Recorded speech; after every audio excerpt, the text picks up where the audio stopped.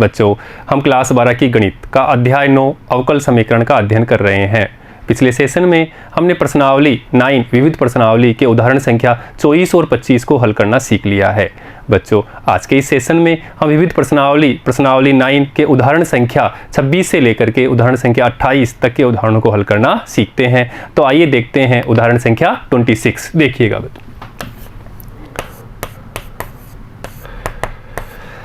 अवकल समीकरण में दे रखा है और उसका विशिष्ट हल निकालना है और विशिष्ट हल के लिए कंडीशन दे रखी है, यदि x बराबर 0 हो तो y बराबर 0 होगा। देखिए, तो बच्चों ये हमें दिया है अवकल समीकरण log dy by dx is equal to 3x plus 4y। इसको हम दे देते हैं समीकरण 1। dy बाई dx निकालते हैं बच्चों, तो या इसको लिखें dy by dx is equal to, दोनों तरफ log ले लिया तो देखो यहाँ हो जाएगा e की पावर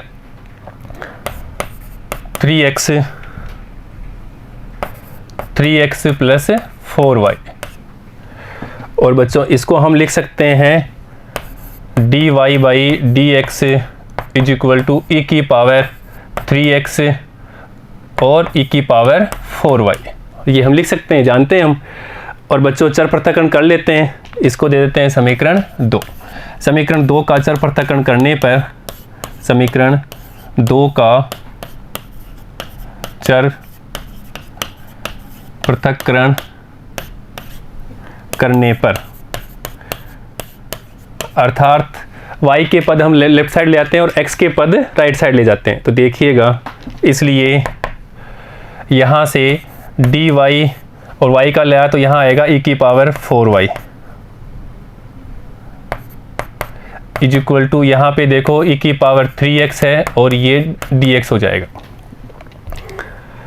और इसको हम लिख सकते हैं या e की power minus 4y dy is equal to e की पावर 3x dx, समीकरण 3।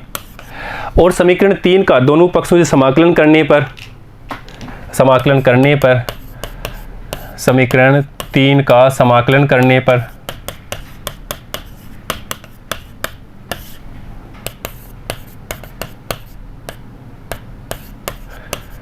तो देखिएगा बच्चों, समाकलन किया, यहाँ पे लेफ्ट साइड में e की पावर माइनस 4y dy, तो यहाँ y के सापेक्ष करना है। ऐसे ही राइट साइड में समाकलन e की पावर 3x dx, ये दे दिया हमने समीकरण 4। अब हम इसका समाकलन कर लेते हैं बच्चों। तो देखिएगा, समाकलन करते हैं तो e की पावर माइनस 4y ऐसे कैसे, और 4y का करेंगे तो अपॉन में माइनस 4 हो गया। ऐसे यहाँ पे देखिए बच्चों, e की पावर 3x अपॉन में 3x का किया तो 3 हो जाएगा इक्वल टू c। ठीक है बच्चों, अब देखिएगा समाकलन कर लिया। अब हम एलसीएम ले लेते हैं। तो पहले यहाँ से, तो ये ऐसे कैसे रहेगा, e की power minus 4y upon 4 equal to, देखिएगा e की power 3x plus 3c upon 3।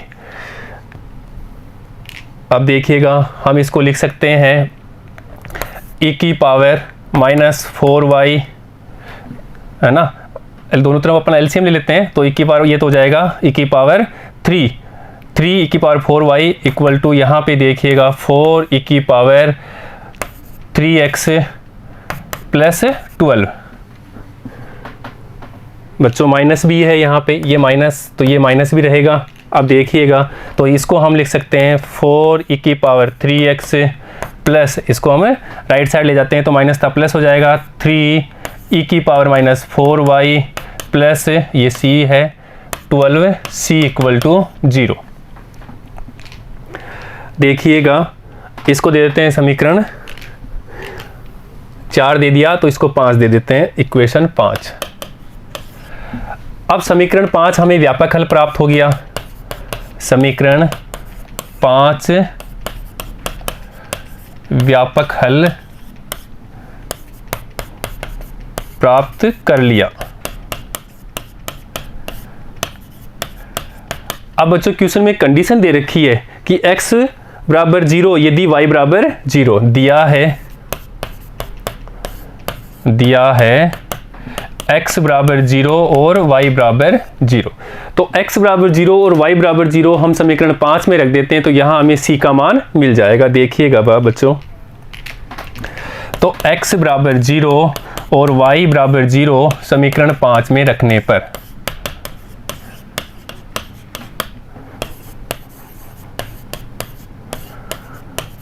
रख देते हैं यहाँ पे, तो ये 4e की पावर 0 प्लस 3e की power minus 0 equal to plus 12c equal to 0।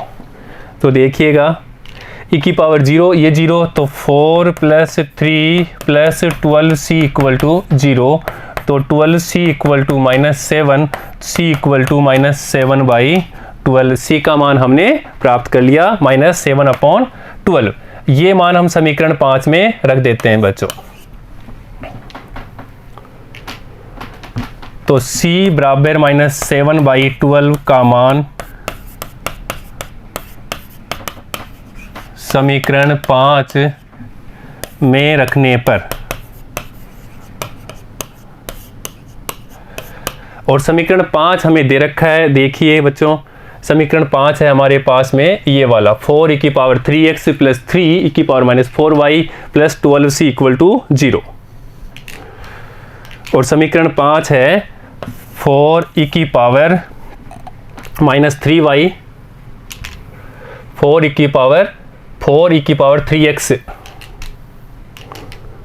4e की पावर 3x प्लस 3e की power -4y plus 12c equal to 0। ये समीकरण 5 है। यहाँ हम रख देते हैं ये मान c का मान। तो बच्चों 4e की पावर 3x प्लस 3e की पावर -4y प्लस ये 12 और यहाँ रखा -7/12 बराबर 0। 12 तो 12 कैंसिल बच्चों, तो फाइनल हमें मिल रहा है 4e की पावर 3x प्लस 3e की पावर -4y -7 इक्वल टू 0। और यही हमारा आंसर है बच्चों। नोट करिएगा बच्चों, देखिएगा। तो यहाँ हमने व्यापक हल प्राप्त हुआ था, उसमें हमने कंडीशन दे रखी थी हमें कि x बराबर 0 y बराबर 0। इससे हमने c का मान निकाल लिया और c के मान यहाँ पे पुट करने से हमें इसका विशिष्ट हल प्राप्त हो गया बच्चों। ये इसका विशिष्ट हल हो गया।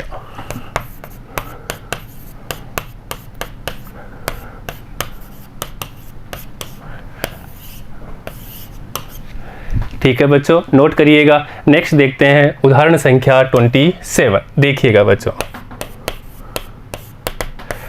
एक अवकल समीकरण दिया है, डिफरेंशियल इक्वेशन दे रखी है।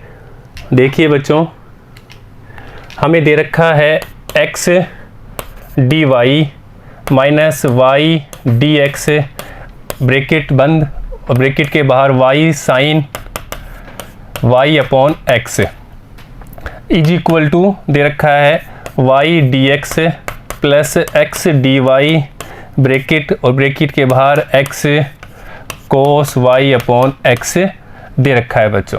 और इसको हमें हल करना है। देखिएगा, तो पहले dy बाई dx निकालते हैं। ये कौन सा है, समघात है या रेखिक है या चर पृथक्करण से होने वाला, वो देखना है बच्चों। तो देखिए बच्चों, चर पृथक्करण से तो नहीं लग रहा, तो हम देखते हैं ये समघात है, होमोजीनियस है क्या, देख लेते हैं एक बार। देखिएगा, तो पहले तो इसको मल्टीप्लाई करते हैं y से इसके साथ में। तो देखिएगा x y dy, ये y से किया, माइनस वाई स्क्वायर dx, और साथ में बच्चों साइन से भी कर लेते हैं। तो इस साइन को पूरे से कर लेते हैं, y x y sine y/x, और ये बच्चों dy minus y square sine y/x, ये dx मल्टीप्लाई कर लिया इससे और इससे। देखिएगा अभी इज इक्वल टू, यहाँ पे मल्टीप्लाई कर लेते हैं राइट साइड में भी, तो यहाँ पे भी कर लेते हैं। तो x y cos y/x, और ये हो जाएगा dx plus x square cos y/x dy। ये हमने मल्टीप्लाई कर लिया। अब देखते हैं बच्चों dy, ये dy है और यहाँ पे ये dy है, तो dy के पद ले लेते हैं एक बार। तो यहाँ से इस वाले से और इस वाले से देखिएगा, तो हमें x y sine y upon x, dy common लिया, यहाँ से भी ले लेंगे तो plus x square cos y upon x, और बच्चों यहाँ तो ले लिया हमने dy। अब देखिएगा, अब ध्यान दीजिए बराबर का था तो यहाँ इसको इधर लाते तो माइनस हो जाएगा, हम इसको इधर लाएंगे तो यहाँ पे माइनस का कर देते हैं, ये माइनस का, ये माइनस का, क्योंकि यह रखा इसको इधर लाए तो ये माइनस का हो गया, इज इक्वल टू, अब यहाँ देखिए ये dx है और ये dx है। अब इसको राइट साइड, ये लेफ्ट साइड था, इसको राइट साइड इधर लाएंगे तो प्लस का हो जाएगा उसकी बार, तो ये तो था ही, तो x y cos y upon x, dx है, ये dx है, ठीक है बच्चों, dx है और यहाँ पे dx है, तो और यहाँ पे इसको लाएंगे तो ये plus y square sine y upon x, और ये पूरा dx। क्या किया हमने, दोबारा देख लो, पहले हमने x कोस dy का देखा तो ये dy यहाँ पर है और यहाँ पर है। अब ये राइट साइड लेफ्ट साइड में है, ये राइट साइड, तो इसको राइट साइड लेफ्ट साइड में लाएंगे तो माइनस का कर दिया, ये x y sine y upon x, x y sine y upon x, ये उधर जाएगा तो माइनस ये x square cos y upon x, और ये dy कॉमन ले लिया पूरे से। ऐसे ये माइनस का था तो इसको लेफ्ट साइड से राइट साइड भेजेंगे तो माइनस का ये प्लस का हो गया, तो यहाँ पे था x y cos y upon x, dx था, ये भी dx था, ये माइनस का तो प्लस हो जाएगा, y square sine y upon x, ये dx कॉमन ले लिया। अब देखिए बच्चों नेक्स्ट स्टेप में हम करते हैं dy by dx, dy by dx। अब बच्चों dy बाई dx निकालेंगे तो यहाँ से ये dx है बटा में गया और ये हमने ले लिया तो ये उसके बाव में चला जाएगा और ये ऊपर रहेगा, तो यहाँ से अपन लिखेंगे x y cos y upon x plus y square sine y upon x, upon में देखिए बच्चों, अपॉन में ये आएगा तो यहाँ से लिख देते हैं x y sine y upon x minus x square cos y upon x. अब बच्चों एक बार चेक भी कर लो, अगर इसको मल्टीप्लाई करेंगे तो ये dy के साथ हो रहा है, तो dy के साथ में ये वाली संख्या x y sine y upon x, और इसको इससे क्रॉस मल्टीप्लाई करेंगे तो ये आएगा dx, तो ये dx है, सही है। अब देखिएगा इसको दे देते हैं अपन समीकरण 2, एक देते हैं इसको समीकरण 1। अब समीकरण 1 में अंश और हर में हम एक्स स्क्वायर कॉमन ले लेते हैं, समीकरण 1 में अंश व हर में एक्स स्क्वायर का भाग देने पर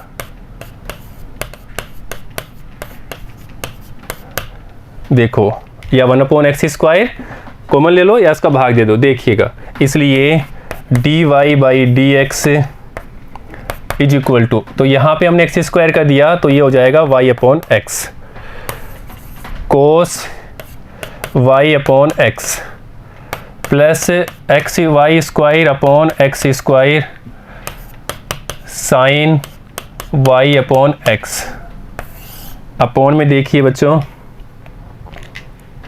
यहाँ पे y अपॉन एक्स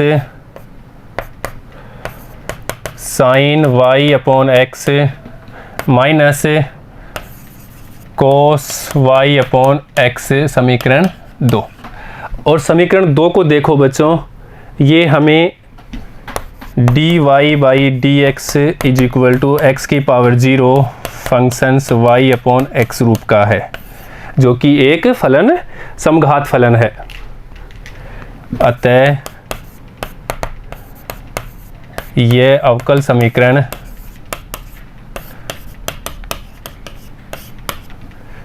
एक समघातीय अवकल समीकरण है।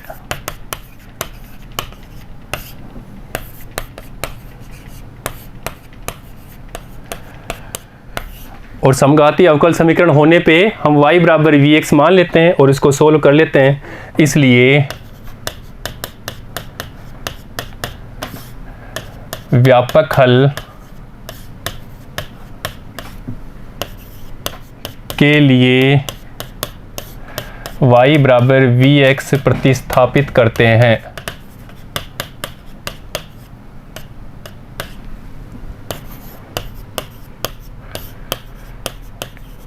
बच्चों अगर ये dx अपॉन dy रूप में होता, dx अपॉन dy, तो हम क्या प्रतिस्थापित करते हैं, x बराबर vy, और यहाँ पे क्या है dy बाई dx है, तब हम क्या करते हैं y बराबर vx, ये हम पढ़ चुके हैं।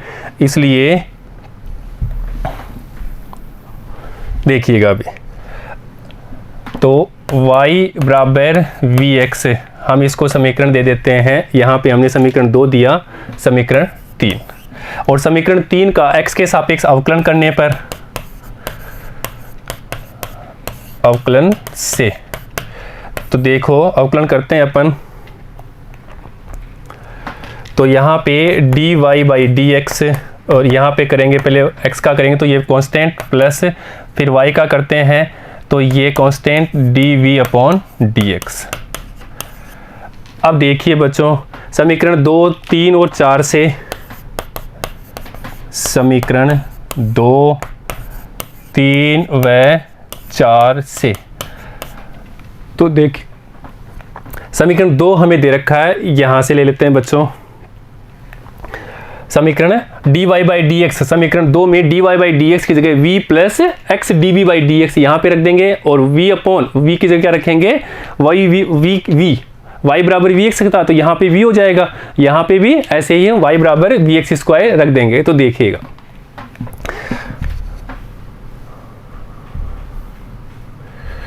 इसलिए dv की यहाँ पे समीकरण 2 में समीकरण 4 से dy बाई dx ये मान रख देते हैं, तो ये v plus x dv upon dx, और राइट साइड में देखिए बच्चों यहाँ पे रख देते हैं अपन y बराबर vx भी है, ये y बराबर vx, तो यहाँ से v बराबर y अपॉन x होता है, v बराबर y अपॉन x, तो यहाँ पे अपन लिख देंगे v, तो लिख देते हैं बच्चों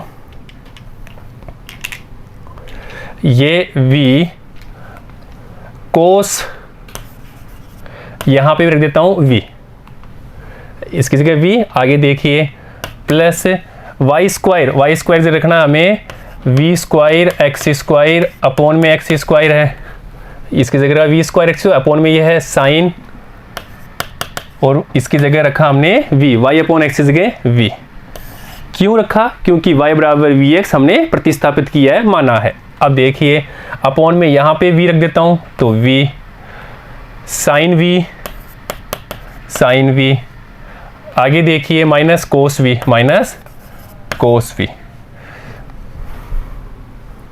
सोल्व करते हैं तो लेफ्ट साइड ऐसे के ऐसे v plus x dv upon dx is equal to, ये x स्क्वायर से x स्क्वायर कैंसिल हो गया, तो v cos v plus v square sine v, और अपॉन में बचेगा v sine v minus cos v।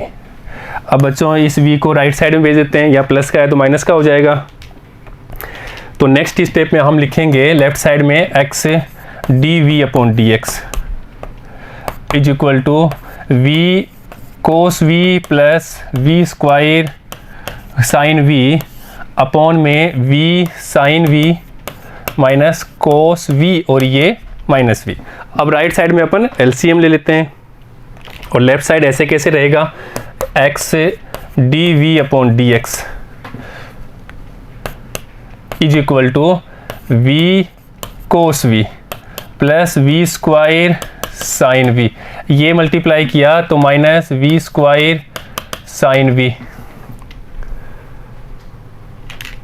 और ये माइनस माइनस ये प्लस, तो ये हो जाएगा v कोस v अपॉन में v sine v minus cos v। देखिएगा बच्चों ये प्लस का और ये माइनस का सेम संख्या कैंसिल हो गई, तो x d v upon d x is equal to ये v ये दोनों सेम है तो ये हो गया 2v cos v upon v sine v minus cos v। इसको देते हैं समीकरण 5। यहाँ से कितना दे दिया हमने 4 दे दिया तो इसको समीकरण 5 दे देते हैं, इक्वेशन 5। और समीकरण 5 का चर पृथक्करण करने पर लेफ्ट साइड में v के पद और राइट साइड में x के पद, 5 का चर पृथक्करण करने पर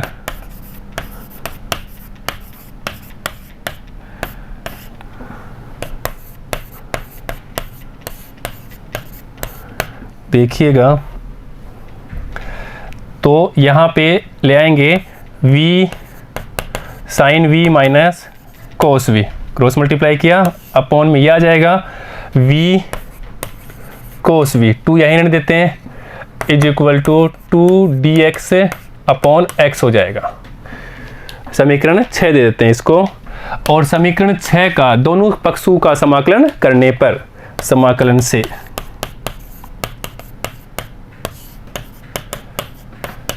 तो बच्चों समाकलन कर देते हैं तो ये समाकलन v sine v minus cos v upon v cos v dv, यहाँ पे बच्चों dv है dv इज इक्वल टू ये 2 बाहर रख लेते हैं dx अपॉन x, 2 कांस्टेंट है।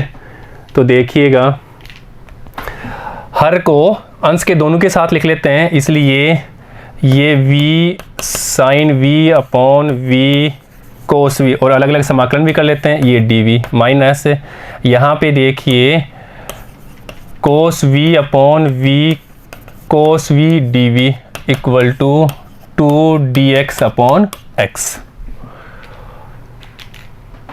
देखो बच्चों v से तो v कैंसिल, कोस से कोस v कैंसिल, तो यहाँ पे अपने पास में साइन अपॉन कोस tan हो जाएगा तो ये लिख दिया tan v और ये dv, ये माइनस ये 1 upon v dv equal to 2 dx upon x। अब इजीली समाकलन हो जाएगा, कर देते हैं इसका समाकलन। tan x का समाकलन log sec x होता है तो यहाँ लिखा log mode sec v minus इसका log v और यहाँ पे 2 log x और जो कांस्टेंट लेते हैं वो भी log c ही ले लेते हैं बच्चों, प्लस log c।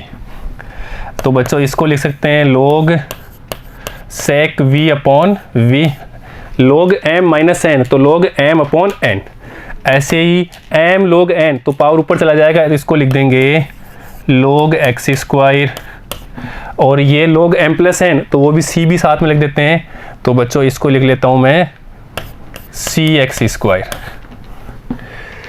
अब बच्चों नेक्स्ट स्टेप में हम लिख सकते हैं sec v upon v is equal to c x square. ये प्लस माइनस का भी हो सकता है, कोई सा भी मान हो सकता है कांस्टेंट रियल नंबर। तो देखिए यहाँ से अपन लिख सकते हैं इसको sec v upon x square v equal to plus minus c या c एक ही बात है बच्चों।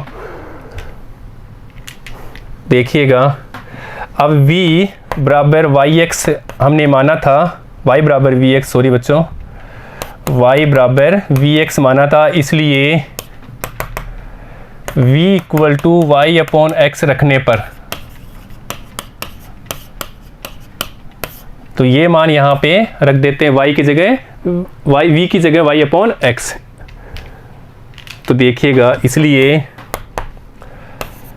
sec y upon x v की जगह रख दिया, अपॉन में ये एक्स स्क्वायर ऐसे कैसे इस v की जगह y अपॉन एक्स, ये x है तो ये x cancel equal to c। तो बच्चों इसको लिख सकते हैं sec y upon x is equal to x y equal to c और यही हमारा हल है। या इसको और भी लिख सकते हैं sec y upon x equal to x y c और यही हमारा आंसर है बच्चों। और यही हमें क्वेश्चन में पूछा है, देखिएगा ये इसका हमें हल ही पूछा है, व्यापक हल ही पूछा है। और ये इसका अगर विशिष्ट हल पूछता तो हमें कुछ कंडीशन दिया होता विशिष्ट हल के लिए, और वो हमें कंडीशन दे नहीं रखी है, तो हमें क्या निकालना है, व्यापक हल ही निकालना है, जो कि हमने निकाल दिया और यही हमारा आंसर है बच्चों, नोट करिएगा। नेक्स्ट देखते हैं उदाहरण संख्या 28। ठीक है बच्चों, तो तीनों मेथड, जो पहला मेथड था हमने किया चर पृथक्करण से, चर पृथक्करण अवकल समीकरण। दूसरा हमने किया समघातीय अवकल समीकरण, और तीसरा रेखिक अवकल समीकरण।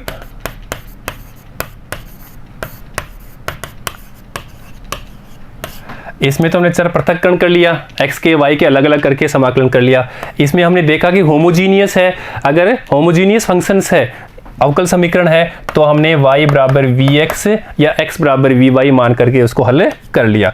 और चर पृथक्करण में हमने समाकलन गुणांक इंटीग्रेटिंग फैक्टर निकाल करके हमने किया था बच्चों, फिर उसका हल किया था।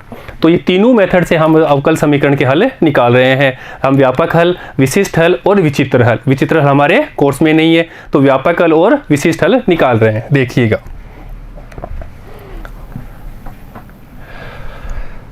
अब हमें दिया अवकल समीकरण है tan inverse y minus x dy is equal to 1 plus y square dx।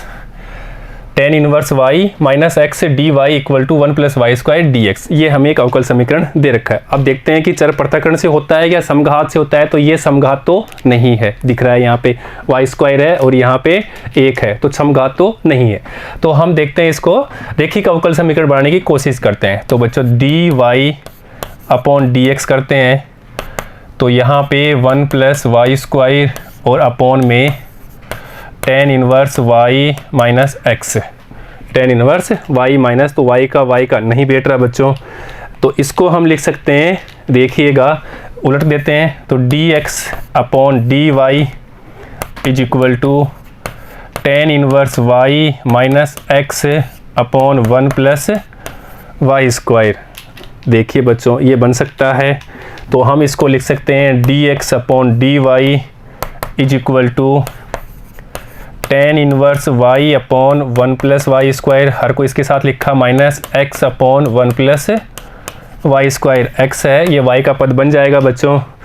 तो देखिएगा हम अगले स्टेप में इसको लिख सकते हैं dx अपॉन dy, इसको इधर ले आते हैं राइट लेफ्ट साइड में, तो ये plus x 1 plus y square, और राइट साइड में tan inverse y upon 1 plus y square. अब देखो बच्चों x है और ये y का स्टेप है, तो ये y का फलन हो गया।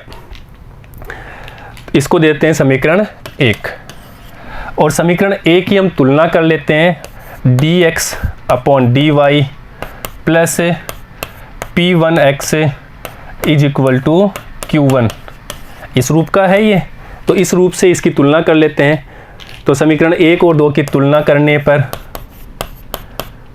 तुलना से हमें P1 और Q1 के मान प्राप्त हो जाएंगे, इसलिए P1 is equal to, P1 तो हमारे पास में 1 अपॉन 1 प्लस वाई स्क्वायर हो गया, और Q हमारे पास में Q1 is equal to tan inverse y upon 1 plus y square मिल गया।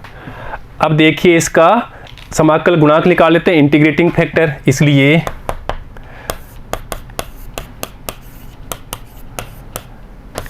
समाकलन गुणांक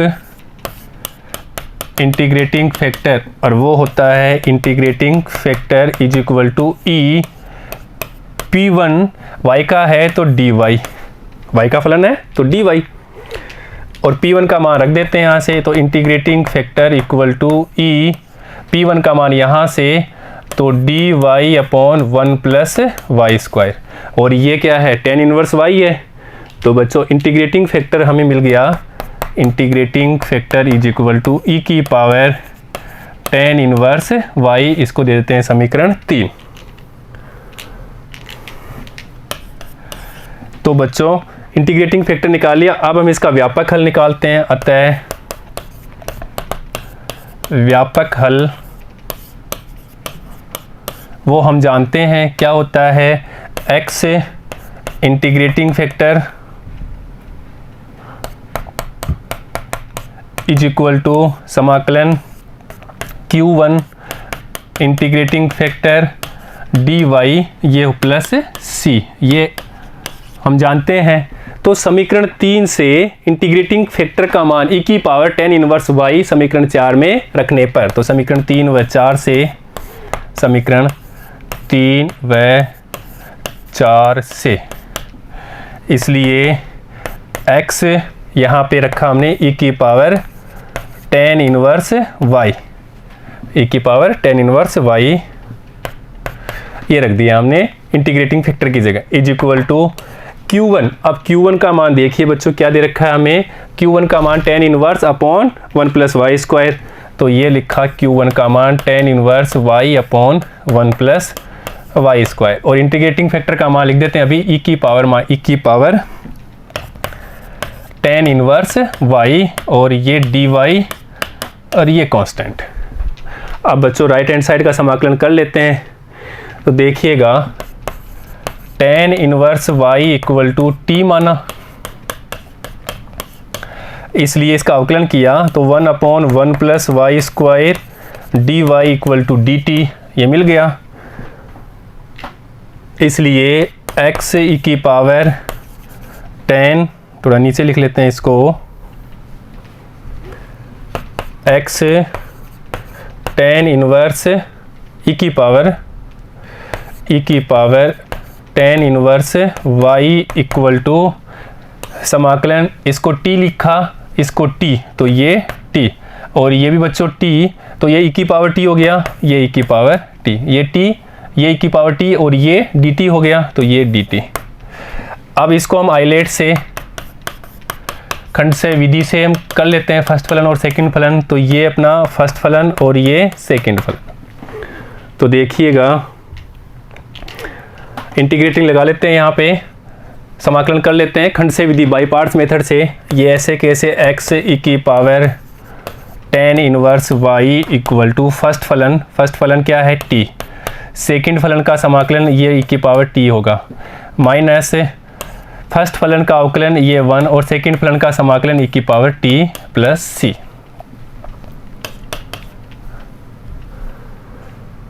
इसका भी क्या होगा, e की पावर t का e की पावर t होगा, इसलिए x e की power tan inverse y equal to t e की पावर t माइनस e की पावर t प्लस c, और t बराबर tan इनवर्स y रखने पर, यही हमने माना था प्रतिस्थापन में, तो वापस वो मान रख देते हैं, t बराबर tan इनवर्स y, t बराबर tan इनवर्स y।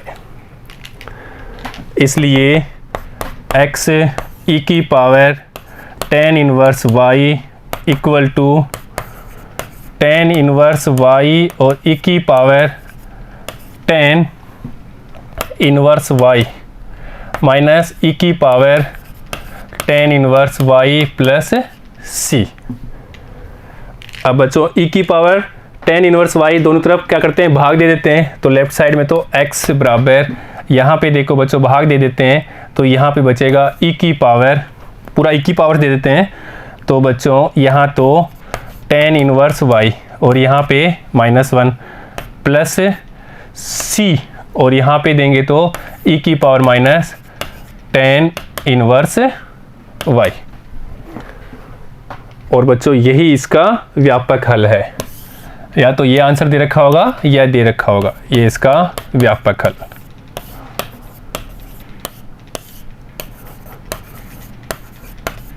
और हमारा आंसर है बच्चों, देखिएगा इसमें व्यापक हल ही पूछा है।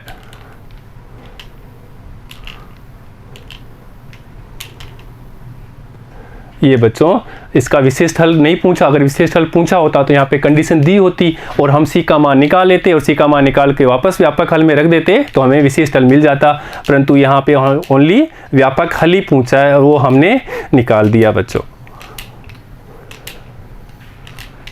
ये इसका व्यापक हल है। नोट करिएगा बच्चों।